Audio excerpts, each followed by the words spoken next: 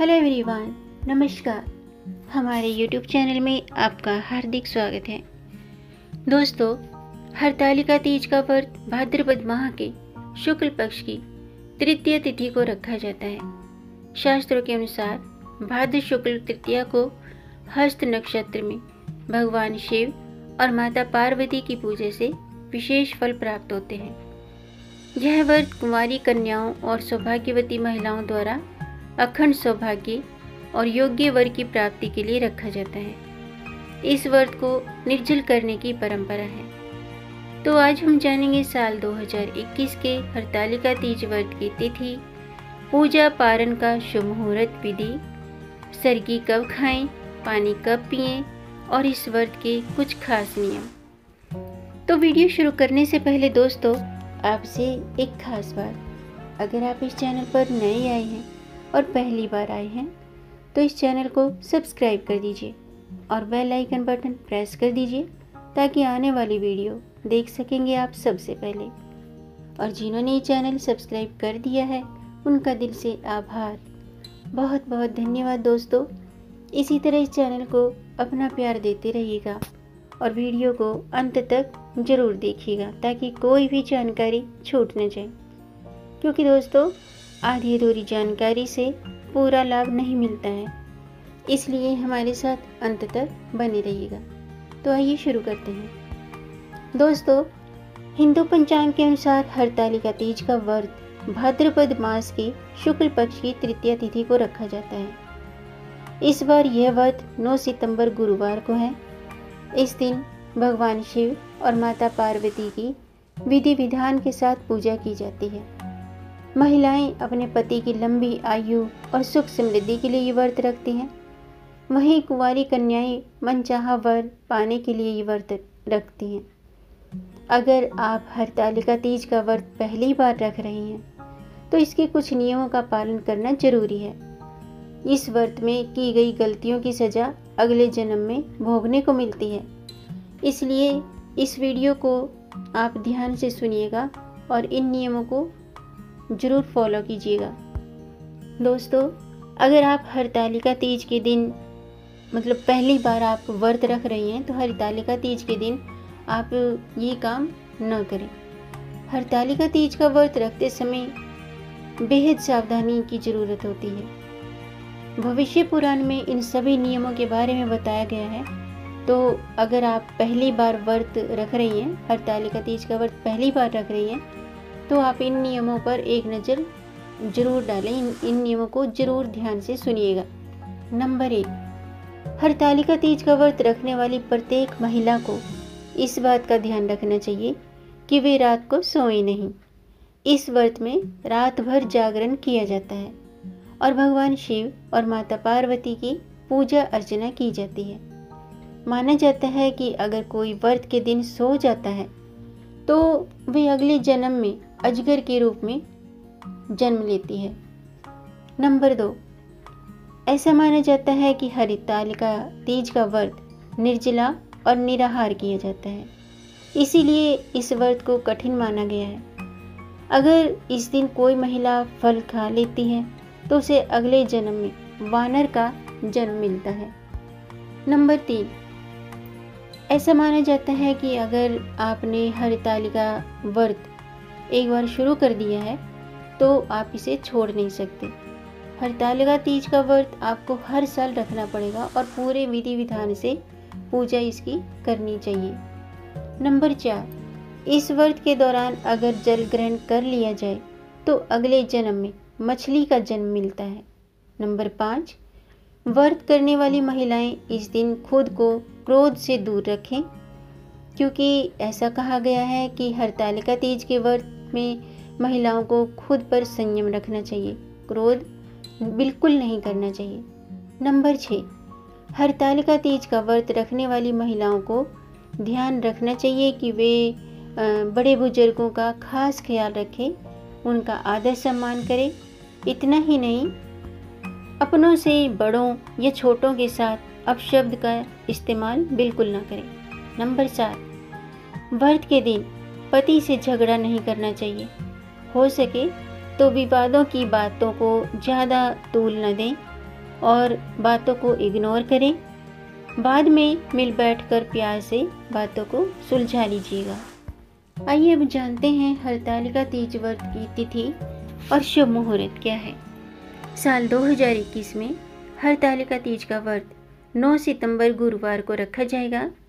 तृतीय तिथि शुरू होगी 9 सितंबर प्रातःकाल 2:33 पर और तृतीय तिथि समाप्त होगी 10 सितंबर को सुबह 12:18 पर। और हरतालिका प्रातःकाल जो पूजा का मुहूर्त है, यानी कि सुबह पूजा का जो शुभ समय है वो 6:03 से 8:33 तक है। हरतालिका प्रदोष काल पूजा मुहूर्त है शाम के 6:33 से 8:51 तक। आइए अब जानते हैं हरतालिका तीज व्रत की पूजा विधि। दोस्तों, हरतालिका तीज की पूजा प्रातःकाल और प्रदोष काल यानी कि शाम के समय की जाती है। इस दिन प्रातःकाल स्नान के बाद निर्जल व्रत का संकल्प लें और पूजा के लिए भगवान शिव, माता पार्वती और भगवान गणेश की रेत व काली मिट्टी से प्रतिमा बनाएं। अब एक चौकी पर इन सभी प्रतिमाओं को स्थापित करें। इसके बाद सभी देवी देवताओं का आवाहन करें, विधि पूर्वक सभी का पूजन करें। पूजन में भगवान शिव को बिलपत्र अर्पित करना न भूलें। भगवान शिव को बिलपत्र जरूर अर्पित कीजिएगा और सुहाग का सामान माता पार्वती को अर्पित करें।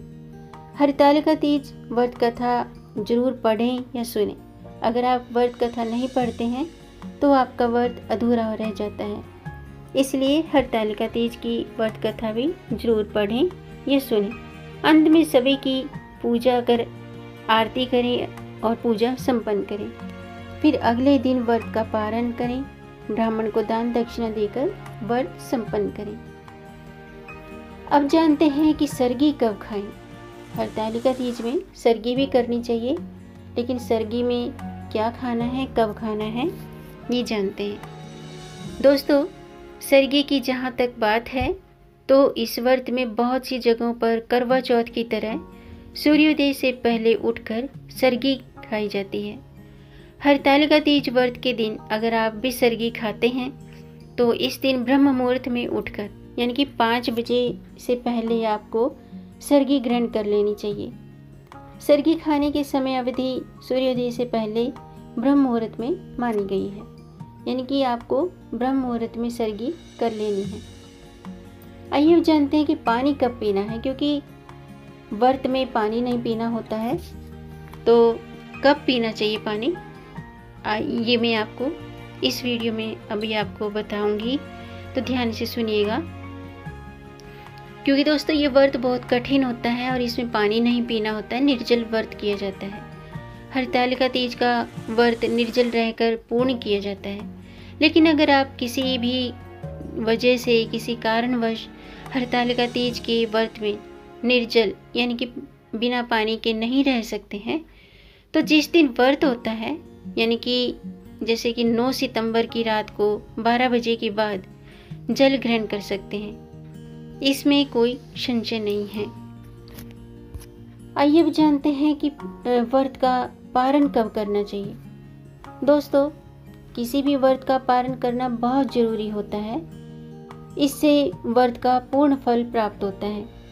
इस बार हरतालिका तीज का व्रत 9 सितंबर को रखा जाएगा और अगले दिन यानी कि 10 सितंबर को हरतालिका तीज का पारण किया जाएगा।